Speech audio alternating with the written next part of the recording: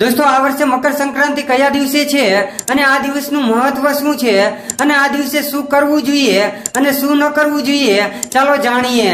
તે પહેલા આ વિડીયોને લાઈક કરી દેજો અને કમેન્ટમાં જય સૂર્યદેવ લખી દેજો। દોસ્તો દર વર્ષે પોષ મહિનામાં જ્યારે ભગવાન સૂર્ય મકર રાશિમાં પ્રવેશ કરે છે ત્યારે મકર સંક્રાંતિ ઉજવવામાં આવે છે અને આ દિવસ સૂર્ય ભગવાનની પૂજા માટે સમર્પિત છે। હિન્દુ શાસ્ત્ર અનુસાર મકર સંક્રાંતિના દિવસે ઉત્તરાયણ મનાવવામાં આવે છે અને આપણા સનાતન ધર્મમાં ઉત્તરાયણનું ખાસ મહત્વ છે અને મકર સંક્રાંતિના શુભ દિવસે ભક્તો પવિત્ર નદીમાં સ્નાન કરે છે। આ સાથે આ દિવસે પૂજા, દાન અને જપનું પણ ઘણું મહત્વ છે।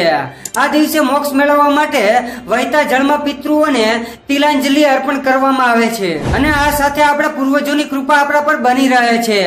પરંતુ આ વર્ષે 2024માં મકર સંક્રાંતિની તારીખને લઈને ઘણા લોકો ખૂબ જ મૂંઝવણમાં છે અને જ્યોતિષ શાસ્ત્ર અનુસાર સોમવારે 15 જાન્યુઆરીએ બપોરે 2:43 સૂર્ય ભગવાન ધન રાશિ છોડીને મકર રાશિમાં પ્રવેશ કરશે અને જ્યારે સૂર્ય ભગવાન મકર રાશિમાં પ્રવેશ કરશે તે દિવસે મકર સંક્રાંતિ ઉજવવામાં આવશે અને હિન્દુ કેલેન્ડર મુજબ આ વખતે મકર સંક્રાંતિ 15 જાન્યુઆરી 2024 સોમવારના દિવસે ઉજવવામાં આવી રહી છે અને 15મી જાન્યુઆરી એટલે કે મકર સંક્રાંતિના દિવસે શુભ મુહૂર્ત સવારે 7:15 થી સાંજે 5:46 સુધી રહેશે અને આ સમયગાળા દરમિયાન તમારે પૂજા, જપ, તપ અને દાન કરવું જોઈએ, તેનાથી શુભ ફળ મળે છે અને મહાપુણ્ય કાળ સવારે 7:15 થી સવારે 9 વાગ્યા સુધી રહેશે।